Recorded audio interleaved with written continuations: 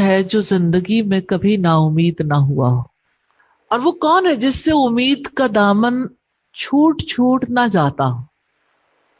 اللہ تعالیٰ نے دو جوڑے جوڑے بنائے ہیں، امید اور نا امیدی کا، اور انسان امید اور نا امیدی میں کبھی امید کی طرف زیادہ ہوتے ہیں، کبھی بین بین، اور کبھی نا امید ہو جاتے ہیں۔ اللہ تعالیٰ نے ایسی صورت حال میں یہ بتایا کہ انسان یہاں ہوتے ہیں تو کیا کرتے ہیں، یہاں ہوتے ہیں تو کیا کرتے ہیں، یہاں ہوتے ہیں تو کیا کرتے ہیں۔ اللہ تعالیٰ نے واضح کیا ہے کہ یہ بندے اور رب کا معاملہ ہے۔ اللہ تعالیٰ مخصوص حالات سے گزرواتے ہیں آزمائش کے لیے، لیکن بندے اسے سمجھ نہیں پاتے۔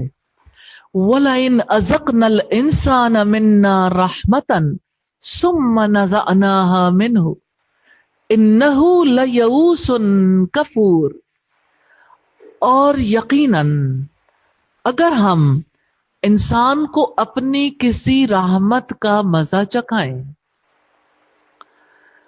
پھر ہم وہ اس سے چھین لیں تو بلا شبہ وہ یقیناً انتہائی نا امید، بے حد ناشکرا ہوتا ہے۔ نعمت چھن جانے پر انسان کا کیا رویہ ہوتا ہے، اس کی وضاحت ہے وَلَئِنْ أَذَقْنَا الْإِنسَانَ مِنَّا رَحْمَةً، اور یقیناً اگر ہم انسان کو اپنی کسی رحمت کا مزہ چکھائیں۔ انسان ظالم اور جاہل ہے، جب اللہ تعالیٰ اسے اپنی رحمت کا مزہ چکھاتا ہے، یعنی رزق کی کشادگی، خوشحالی اور دنیا اس کے لیے کھول دیتا ہے،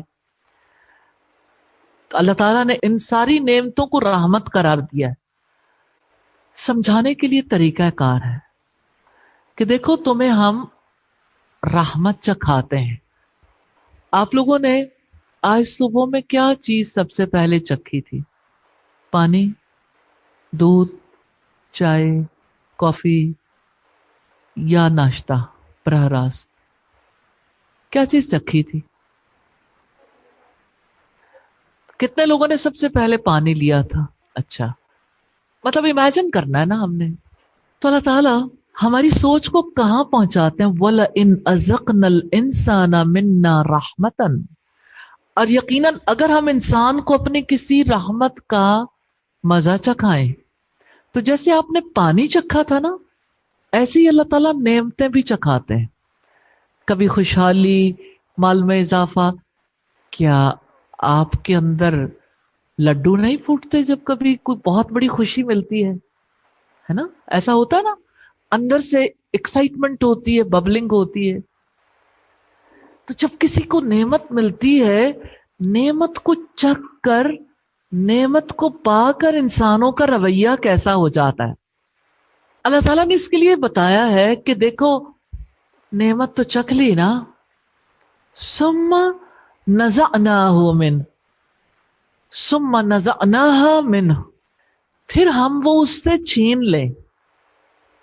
شدت کی پیاس میں آپ نے پانی منہ سے لگایا ہی ہے اور پانی آپ سے لے لیں، کیا کیفیت ہوتی ہے روزے کے بعد؟ پھر ہم وہ اس سے چھین لیں، یعنی مال، اولاد یا رزق یا صحت، اینی تھنگ۔ اچھا، علم چھین لے اللہ تعالیٰ، تلاوت کا ذوق چھین لے، استغفر اللہ، یا اللہ تعالیٰ ذکر چھین لے، یا نماز، یا رات کی نماز، اللہ تعالیٰ دیتا ہے نا مہلت۔ انہو لیئوس کفور، مزاج ہی بدل جاتا ہے۔ بلا شبہ وہ یقیناً انتہائی نا امید، بے حد ناشکرا ہوتا ہے۔ دو باتیں ہیں، وہ نا امید بھی ہے، ناشکرا بھی ہے۔ رشتہ ہے گہرا، بڑا گہرا رشتہ ہے ناشکری کا نا امیدی کے ساتھ۔ تو شیطان ناشکری تک پہنچانے کے لیے نا امید کرتا رہتا۔ اللہ تعالیٰ نے نعمت چھینی ہے، نعمت واپس لی اس کی تھی، اس نے مزہ چکھایا، اب اس نے واپس لے لیا۔ नेमत गई तो ईमान क्यों चला गया? नेमत गई तो अल्लाह ताला से उम्मीद क्यों चली गई? नेमत गई थी, शुक्रगुजारी कहां चली गई? ग़ज़वे उहद में एक खातून से ये कहा गया कि आपका बाप शहीद हो गया, बेटा शहीद हो गया, भाई शहीद हो गए। ऐसे में किसी इंसान की क्या सूरत हाल हो सकती? सारे रिश्ते एक दिन एक वक्त में चले गए। कहने लगी, पहले ये बताओ रसूलुल्लाह कैसे? जब पता चला कि रसूलुल्लाह ठीक है तो कहने लगी, कुल्लु मुसीबतिन बादहु जुलल, हर मुसीबत आपके बाद आसान है।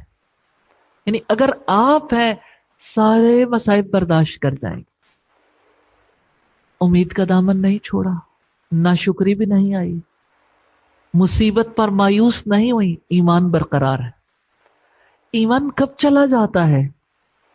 मुसीबत आए तो किसी के ईमान में इजाफा होता है जब वो सब्र करता है, और किसी का ईमान चला जाता है जब वो बेसब्री का मुजाहरा करता है। मौका तो एक ही है, किसी ने ईमान खो दिया और किसी का ईमान उसी से बढ़ गया।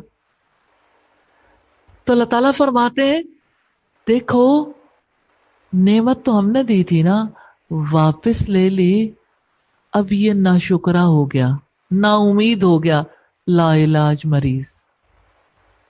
लाइलाज ही है ना। लोग समझते हैं कैंसर से इंसान बच नहीं सकता। मैं ये समझती हूँ कैंसर से ज्यादा खतरनाक बीमारी है डिप्रेशन, मायूसी। क्योंकि मायूसी इंसान का कुछ भी नहीं छोड़ती, उसके हौसले छीन लेती है, उसकी हिम्मतें छीन लेती है, उसके पास कुछ भी नहीं बचता। तो ऐसा इंसान नेमतों के बाद आने वाली तकलीफ पर नाउमीद हो जाता है, अल्लाह ताला से बदगुमान हो जाता है। उसकी हालत ऐसी हो जाती है गोया उसे कभी नेमत मिली ही ना थी। उसे अल्लाह ताला के सवाब की उम्मीद नहीं रहती, उससे ये यकीन छीन लिया जाता है। सिर्फ नेमत नहीं, यकीन भी गया कि जिस रब ने पहली बार नेमतें दी थी वो दोबारा भी दे देगा, पहले से बढ़कर उसे अता कर देगा। इंसान पर अल्लाह ताला बेसबब आजमाइशें तो नहीं लेकर आते। इंसान पर मसाइब आजमाइश के लिए आते हैं। अल्लाह ताला ये जानना चाहते हैं कि इंसान मुसीबत में कैसा तर्ज अमल इख्तियार करता है।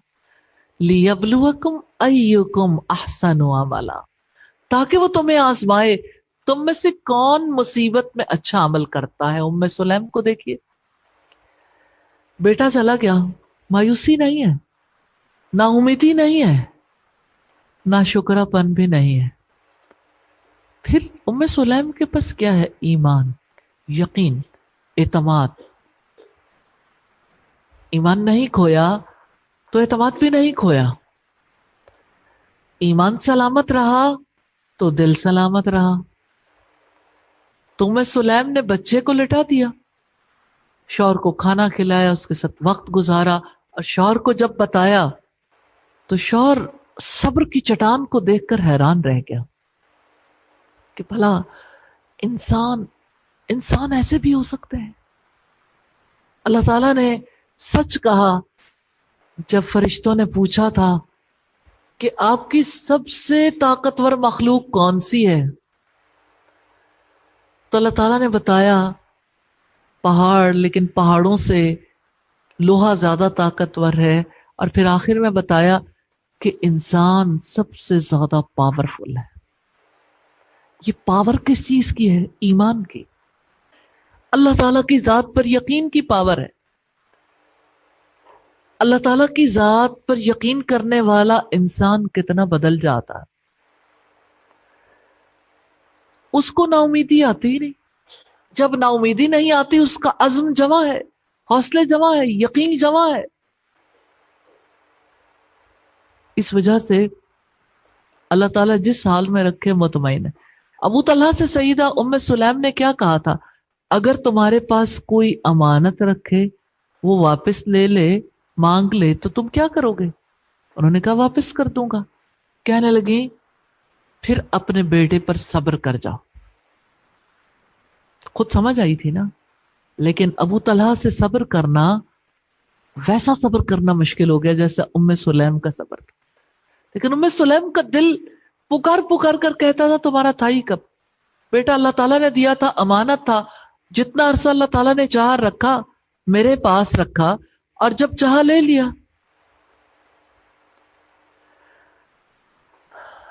تو اللہ تعالیٰ ہی اولاد دیتا ہے، اللہ تعالیٰ ہی صحت دیتا ہے، اللہ تعالیٰ ہی رزق دیتا ہے، اور جب وہ چاہتا ہے واپس لے لیتا ہے. صحت، رزق، صلاحیتیں، قوتیں، مال، اولاد.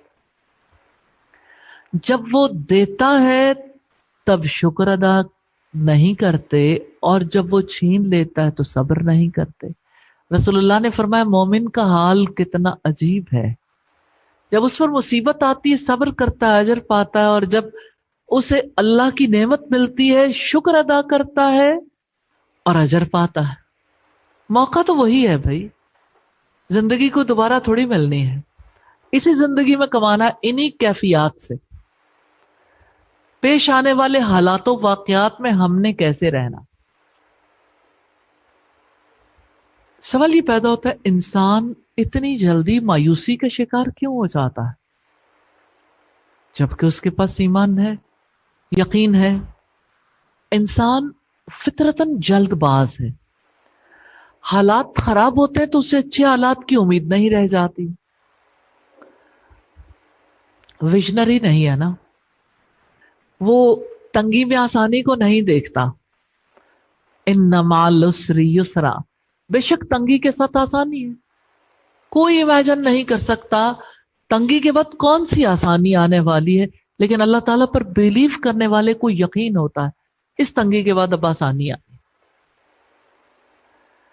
تو انسان اپنے اوپر وہی حالات طاری کر لیتا ہے جو اس کے ماحول پر چھائے ہوئے ہوتے ہیں. نعمتیں چھن جاتی ہیں، اسے لگتا کبھی بھلائی نہیں آئے گی. تو انسان ماضی پر غور و فکر نہیں کرتا، مستقبل کی فکر نہیں کرتا، اس لیے مایوس ہو جاتا ہے. انسان اپنے پاس موجود چیزوں کو بھول جاتا ہے، جو پاس ہے نا اس کی طرف غور و فکر نہیں کرتا کہ اللہ تعالیٰ نے مجھے آنکھیں سلامت دے رکھی ہیں، میری زبان سلامت ہے، میرے کان سلامت، میرا دل سلامت، میرا ذہن سلامت ہے. تو جب کبھی ایک انسان ملی ہوئی چیز کو دیکھنے کی بجائے اس چیز کی طرف توجہ کرے جو نہیں ملی تو اس کی وجہ سے وہ ناشکرا ہو جاتا ہے اور نا امید ہو جاتا ہے. تو جب اپنے پاس موجود چیزوں کو انسان بھول جاتا ہے تو اسے کھوئی ہوئی چیز کا غم لاحق ہو جاتا ہے. انسان سمجھ لیتا ہے اس کا سب کچھ لٹ گیا، کچھ بھی نہیں رہ گیا. یہ سوچ اسے مایوس کر دیتی ہے. سوال یہ پیدا ہوتا ہے اس مایوسی سے کیسے بچیں؟ اللہ تعالیٰ کے انعامات کو یاد کریں، محسوس کریں. میری ذات پر اللہ تعالیٰ کے کیا کیا انعامات. کسی بھی کیفیت میں جب آپ اللہ تعالیٰ کے انعامات کو سوچیں گے آپ کی ذہنی رو بدل جائے گی. پھر دوسری بات یہ کہ اپنے آپ کو یقین دلائیں انعامات پر میرا حق نہیں تھا بلکہ یہ اللہ تعالیٰ کی رحمت تھے، میرا حق نہیں تھا.